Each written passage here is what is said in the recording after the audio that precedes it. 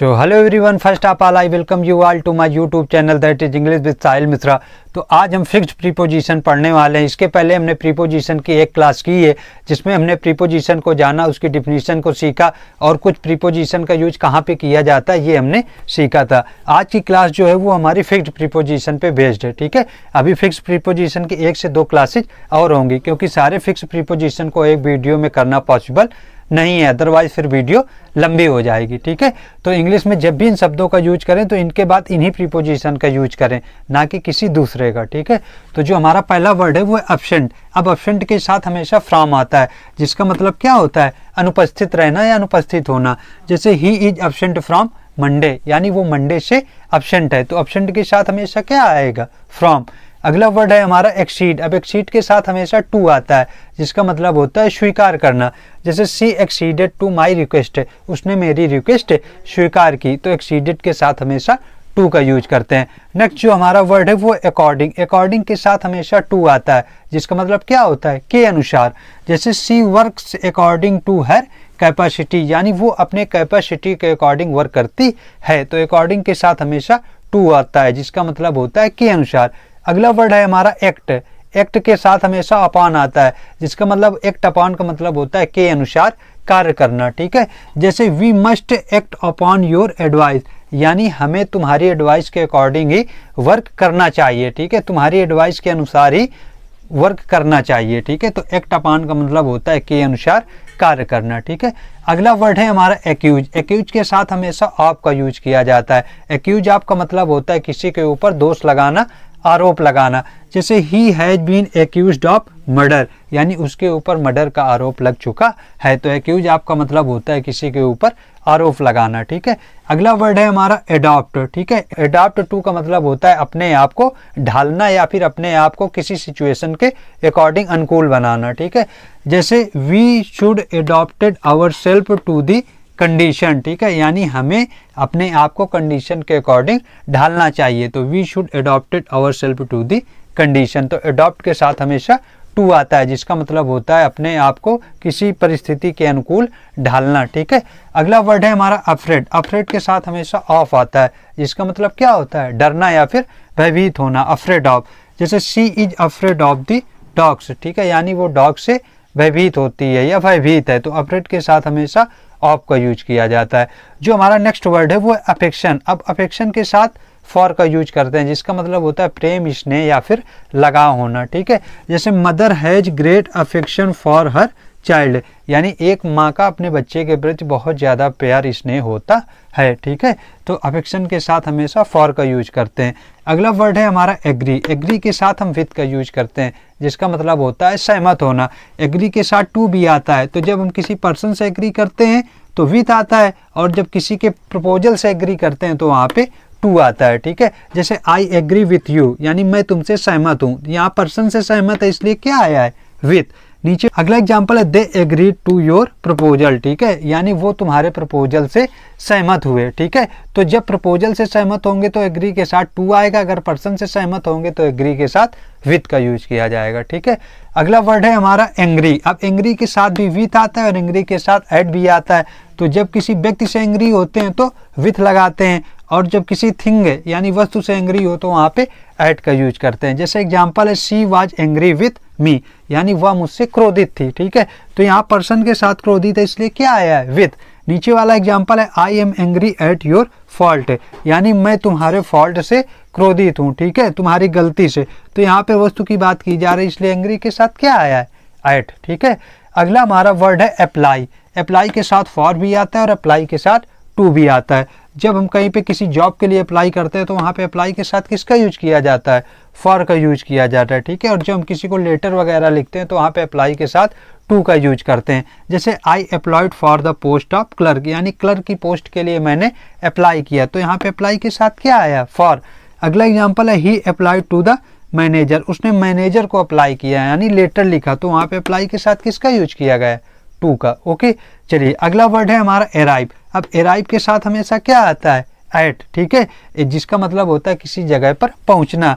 जैसे they have arrived at the station, यानी वो स्टेशन आ चुके हैं, तो अराइव के साथ एट का यूज किया जाता है। ओके, हमारा अगला वर्ड है वो है असेम्ड। अब असेम्ड के साथ हमेशा ऑफ का यूज किया जाता है, यानी किसी चीज पर शर्मिंदा होना, ठीक है। तो उसके लिए असेम्ड के साथ ऑफ का यूज करते हैं। जैसे he is ashamed of his behaviour, यानी वो अपने किए हुए व्यवहार पर शर्मिंदा है, ठीक है। तो असेम्ड के साथ हमेशा किसका यूज किया जाता है?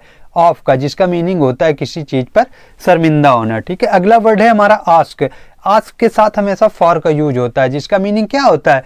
किसी चीज को मांगना, ठीक है। जैसे he asked his parents for money, यानी उसने अपने पेरेंट्स से मनी मांगा, ठीक है। तो आस्क के साथ हमेशा किसका यूज किया जाता है? फॉर का, ठीक है। अगला जो हमारा वर्ड है वो है बिलीव। अब बिलीव के साथ हमेशा इन का यूज होता है, जिसका मीनिंग होता है किसी चीज पर विश्वास करना, ठीक है। जैसे we should believe in God, यानी हमें ईश्वर पर विश्वास करना चाहिए। तो बिलीव के साथ हमेशा इनका यूज किया जाता है। जो हमारा नेक्स्ट वर्ड है वो है बिलोंग। अब बिलोंग के साथ हमेशा टू का यूज होता है। बिलोंग टू का मतलब होता है किसी चीज से संबंधित होना, ठीक है, किसी से संबंध रखना। जैसे this car belongs to me, यानी ये कार मुझसे संबंध रखती है या इस कार का संबंध मुझसे है, ठीक है। तो बिलोंग के साथ हमेशा टू का यूज होता है। अगला वर्ड है हमारा ब्लेम। ब्लेम के साथ हमेशा फॉर आता है, जिसका मीनिंग होता है किसी पर दोष लगाना, आरोप लगाना, ब्लेम फॉर। जैसे she blames you for your misbehaviour, यानी उसने तुम्हारे मिसबिहेवियर पर आरोप लगाया है, ठीक है। तो ब्लेम के साथ हमेशा क्या आता है? फॉर, जिसका मीनिंग होता है किसी के ऊपर दोष लगाना या फिर आरोप लगाना, ठीक है। जैसे अगला वर्ड है ब्लाइंड। अब ब्लाइंड के साथ ऑफ भी आता है, ब्लाइंड के साथ टू का भी यूज किया जाता है। तो जब आंख से व्यक्ति अंधा होता है उसके लिए ब्लाइंड के साथ ऑफ का यूज किया जाता है। और जब कोई व्यक्ति दोषों से अंधा होता है, यानी किसी के गलत काम को देख रहा है लेकिन उसको रोक नहीं रहा है, ठीक है, ऐसा लग रहा है जैसे वो उसके दोषों से अंधा है, ठीक है, तो वहां पे ब्लाइंड के साथ टू आता है। जैसे he is blind of the right I, यानी वो राइट आई से अंधा है। तो यहाँ पे आई की बात हो रही है, इसलिए ब्लाइंड के साथ क्या आया है? ऑफ। और यहाँ पे you are blind to your fault, यानी तुम अपने फॉल्ट से अंधे हो, यानी अपने फॉल्ट को देख नहीं रहे हो, नजरअंदाज कर रहे हो। तो फॉल्ट के लिए किसका यूज किया गया है? ब्लाइंड के साथ टू का, ठीक है। तो जब आंख से अंधा हो तो ब्लाइंड के साथ ऑफ आएगा, और जब दोषों से अंधा हो तो ब्लाइंड के साथ हमेशा टू का यूज करेंगे, ठीक है। चलिए, जो नेक्स्ट वर्ड है वो हमारा है बॉर्न। अब बॉर्न के साथ ऑफ भी आता है, बॉर्न के साथ इन भी आता है, ठीक है। तो जब कोई बच्चा यानी अपने पेरेंट्स से जन्म लेता है तो वहां पे बॉर्न के साथ ऑफ का यूज किया जाता है, ठीक है। और जब किसी देश में उत्पन्न हो कोई व्यक्ति तो वहां पे बॉर्न के साथ इन का यूज किया जाता है। जैसे she is born of rich parents से, यानी उसका जो जन्म हुआ है वो रिच पेरेंट्स से हुआ है, ठीक है। तो इसलिए बॉर्न के साथ यहाँ पे किसका यूज किया गया है? ऑफ का, ठीक है। और यहाँ पे he was born in India, यानी उसका जन्म इंडिया में हुआ था, ठीक है। तो यहाँ पे बॉर्न के साथ इन आया है। तो जब देश में कोई व्यक्ति उत्पन्न होता है, पैदा होता है, तो उसके साथ बॉर्न के साथ इन आता है, ठीक है। और जब पेरेंट्स से जन्म लेने की बात होती है तो वहां पे हम बॉर्न के साथ ऑफ का यूज करते हैं, ठीक है। चलिए, जो हमारा नेक्स्ट वर्ड है वो है बिजी। अब बिजी के साथ क्या आया है यहाँ पे? विथ, जिसका मतलब होता है व्यस्त होना, ठीक है। जैसे you are busy with your mobile, तुम अपने मोबाइल के साथ व्यस्त हो। तो बिजी के साथ हमेशा क्या आएगा? विथ, ठीक है। चलिए, नेक्स्ट वर्ड है हमारा बोस्ट। अब बोस्ट के साथ हमेशा ऑफ आता है, जिसका मीनिंग होता है सेखी बघारना, ठीक है, यानी अपने मियाँ मिट्ठू बनना, ठीक है, अपनी ही बातें करना। जैसे दे बोस्ट ऑफ दियर नॉलेज, यानी वो अपने नॉलेज की सेखी बघारते हैं, अपने ही नॉलेज के विषय में बात करते हैं। तो बोस्ट के साथ हमेशा ऑफ आता है, जिसका मतलब होता है शेखी बघारना, ठीक है। अगला है वर्ड ब्रेक। ब्रेक के साथ जब इनटू आता है तो ब्रेक इनटू का मतलब होता है किसी चीज पर सेंध लगाना, ठीक है, यानी चोरी चुपके से कहीं पर प्रवेश करना। जैसे the thieves broke into the house, यानी जो थीव्स थे यानी चोर थे वो कैसे हाउस में उन्होंने सेंध लगाया, ठीक है, सेंध लगाकर हाउस के अंदर गए। तो ब्रेक इनटू का मतलब क्या होता है? सेंध लगाना, ठीक है। अगला है केयर फॉर। अब केयर के साथ फॉर भी आता है, केयर के साथ ऑफ भी आता है। जब केयर के साथ फॉर आएगा तो ये एज अ वर्ब काम करेगा, ठीक है, और जब केयर के साथ ऑफ आएगा तो ये एज अ नाउन वर्क करेगा। जैसे you don't care for me, यहाँ पे केयर का यूज एक मेन वर्ब के यूज में किया गया, इसलिए केयर के साथ क्या आया है? फॉर। जैसे यू डोंट केयर मी, यानी तुम मेरी केयर नहीं करते हो। अगला एग्जांपल है you must take care of your health, यानी तुम्हें अपनी हेल्थ की देखभाल रखनी चाहिए, ठीक है। तो यहाँ पे केयर का यूज एज अ नाउन किया गया है, इसलिए केयर के साथ किसका यूज किया गया है? ऑफ का, ठीक है। अगला वर्ड है हमारा सर्टेन। अब सर्टेन के साथ हमेशा क्या आता है? ऑफ, जिसका मतलब होता है किसी चीज पर विश्वस्त होना या फिर निश्चित होना। जैसे I am certain of my success, यानी मैं अपने सक्सेस को लेकर श्योर हूँ, निश्चित हूँ। तो सर्टेन के साथ हमेशा किसका यूज किया जाता है? ऑफ का। ठीक है, तो इस तरीके से आज हमने 30 फिक्स्ड प्रीपोजिशन कंप्लीट किए हैं। ठीक है, अभी प्रीपोजिशन की आगे और क्लासेज होंगी पार्ट बाय पार्ट। ठीक है, तो आप क्लास को कंटिन्यू रखिएगा। ठीक है, अगर क्लास अच्छी लगा करे तो क्लास को लाइक जरूर करें, साथ ही अपने फ्रेंड्स के साथ भी शेयर करें। जिन लोगों को अभी भी चैनल के बारे में पता नहीं, जब तक आप शेयर नहीं करोगे तो उन्हें पता नहीं चलेगा। ठीक है, तो शेयर करें। इस प्लेटफॉर्म पे आपको, चाहे आप बोर्ड एग्जाम की प्रिपरेशन कर रहे हो या किसी कम्पिटिटिव एग्जाम की प्रिपरेशन कर रहे हो, जो कंटेंट मिलेगा वो सभी के लिए रेलेवेंट होगा। ठीक है, तो अगर क्लास अच्छी लगती हो तो चैनल को भी सब्सक्राइब कर लें। ठीक है, साथ ही ज़्यादा से ज़्यादा लोगों के साथ शेयर करें। तो फिर मिलते हैं नई क्लास के साथ। Thanks for watching.